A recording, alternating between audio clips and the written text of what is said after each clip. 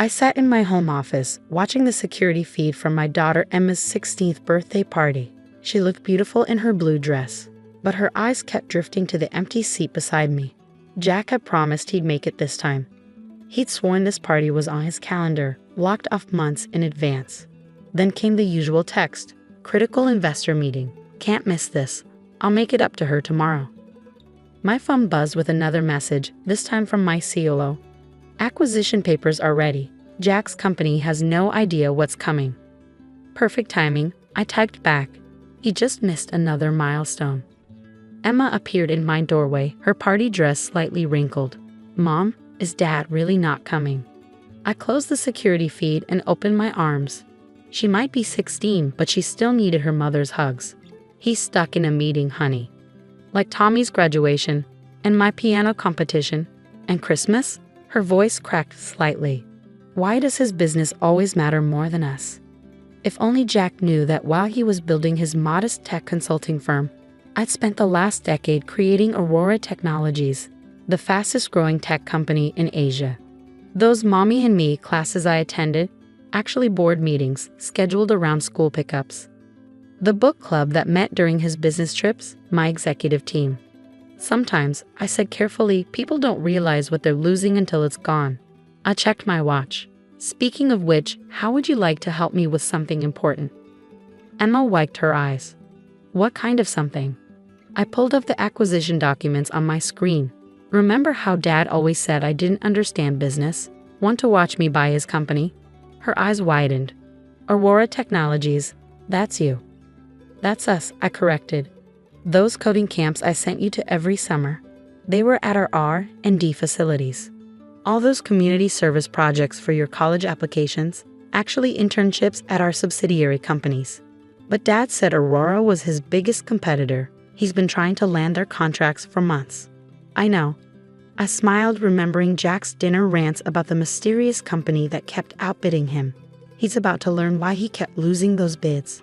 My phone lit up with another message, this time from Jack. Might be late tonight. Major problem with the Aurora Technologies deal.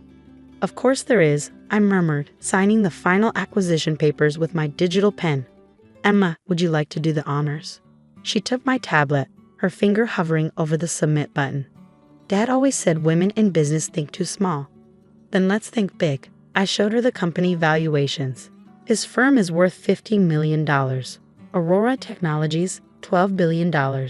She pressed submit. Somewhere across town, Jack's company lawyers were about to receive notice of a hostile takeover. What happens now? Emma asked. Now, we go back to your party. But Monday morning, I pulled up the reorganization plans. Dad gets to learn who his new boss is. Will you fire him? No, honey. I stroked her hair. I'm going to teach him exactly what he's been missing. My phone buzzed again. Aurora Technologies stock had jumped another 3% on rumors of expansion. Jack had no idea that every contract he'd lost, every deal that fell through, was orchestrated by the wife he dismissed as just a mom. Mom, Emma said softly. Why didn't you ever tell him? Because he never asked. I stood straightening her party dress. Your father was so busy showing the world his success, he never noticed ours. But Monday he'll notice everything. As we walked back to the party, I received one final text from Jack's company lawyer. Hostile takeover in progress. Emergency board meeting called for Monday morning. I smiled, remembering all the school plays and soccer games Jack had missed. All the times he patronizingly explained basic business concepts to me over dinner, while I was secretly running a billion-dollar corporation. Emma, I said, watching her face light up as her friends gathered around. Sometimes the biggest victories come from being underestimated. After all, Jack had always said business came first. He just never specified whose business it would be.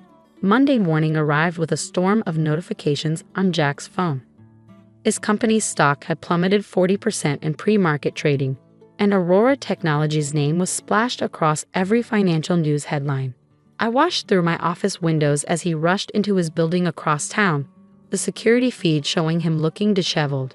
He'd probably been up all night trying to stop the inevitable. My phone buzzed with his message. Can't make breakfast. Company emergency. I know, I typed back. Good luck with the meeting. Emma appeared in my doorway, dressed for school but clearly too excited to leave. Is it happening? I nodded, pulling up the live feed from Jack's boardroom on my screen. Want to watch history in the making? She settled into the chair beside me, and together we watched as Jack's board members filed in, faces grim. His company lawyer was distributing documents while Jack paced nervously.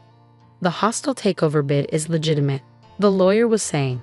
Aurora Technologies has been secretly acquiring shares through various shell companies for the past year. That's impossible. Jack slammed his hand on the table. We would have noticed. I smirked, remembering all the times he dismissed my investment suggestions. Actually, honey, you didn't. My phone lit up with a message from my COO. Team in position. Ready when you are. Mom, Emma whispered, are you really going to? Watch and learn, sweetheart. I stood smoothing my charcoal gray suit. This is what happens when someone underestimates a mother's ability to multitask. The security feed showed my executive team entering Jack's building. Right on cue, his assistant rushed into the boardroom. Sir, Aurora Technologies representatives are here. Jack straightened his tie, putting on his best negotiating face. Send them in. We'll fight this takeover. The boardroom door opened and my team walked in, led by Thomas, my COO, who played the role of Aurora's public face for years. Good morning, Thomas began. We're here to discuss the transition. There won't be a transition, Jack interrupted. We're not selling. Actually, Thomas smiled, checking his watch, you already have. As of 9 a.m., Aurora Technologies owns 51% of your shares.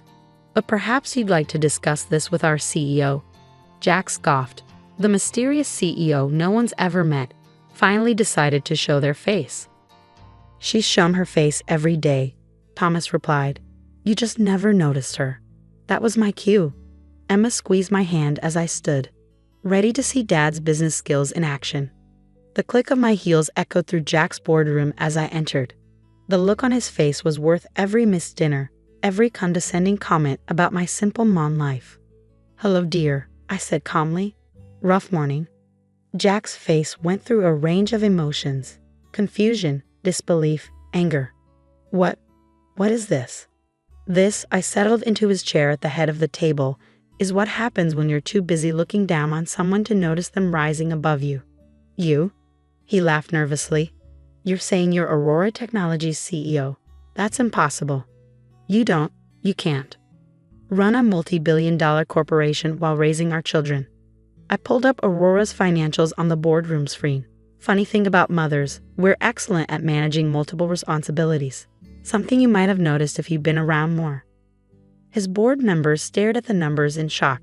Aurora's value was more than 200 times their company's worth.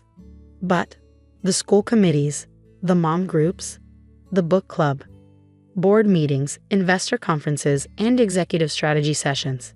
I smiled. Amazing how much business you can conduct during school hours. Jack collapsed into a chair. Why didn't you tell me? You never asked. I opened my tablet, too busy explaining basic concepts to your simple wife. By the way, remember that contract you lost last month? I particularly enjoyed your presentation. Though next time, maybe don't dismiss female leadership in tech to a female CEO. His face paled. That investor meeting was you? Through video conference. I had to leave early for Emma's piano recital. You remember, the one you were too busy for. Thomas distributed new contracts to the board.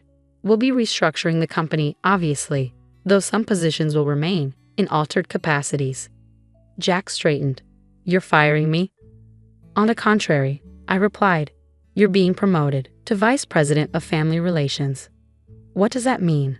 It means, I stood savoring the moment, that your new job is attending every school event, family dinner, and holiday celebration. Your bonus will be tied to time spent with our children. Consider it a crash course in work-life balance. And if I refuse, then you can explain to our investors why you walked away from the only company willing to hire you after this morning's stock crash. I showed him his company's plummeting share price. Your choice. The board members were already signing the new contracts. They'd seen the numbers. Resistance was pointless. Emma's piano competition is this weekend, I added. Your first assignment as VP of Family Relations. I suggest you don't miss it. As I walked out, Jack called after me. Was any of our life real? I turned back. All of it was real. I just refused to choose between being a mother and being successful. Maybe now you'll understand why. My phone buzzed. Emma had sent a message.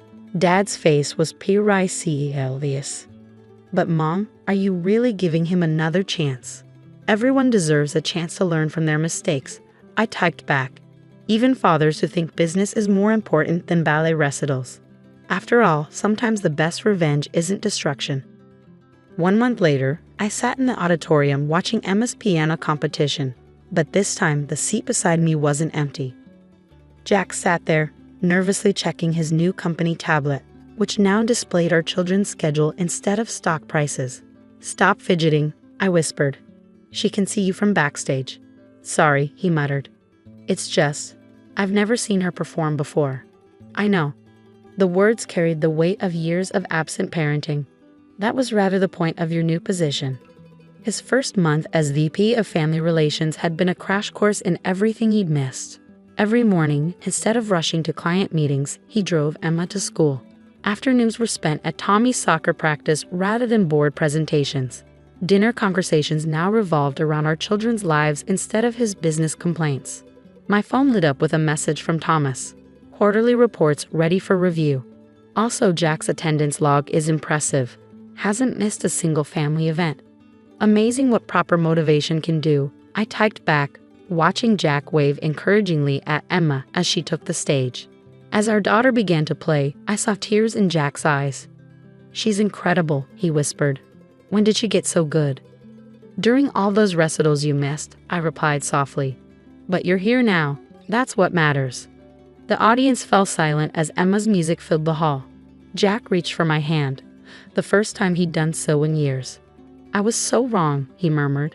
About which part? Everything. Business, family, you? He turned to face me. How did you do it? Build an empire while raising our children. I smiled, remembering all the careful planning, the late nights after the kids were asleep, the strategic use of every spare moment. I chose not to accept the limitations others placed on me, including yours. Emma hit a particularly complex passage perfectly, and pride swelled in my chest. Every time you missed a moment like this, I built something new. Your absences became my motivation.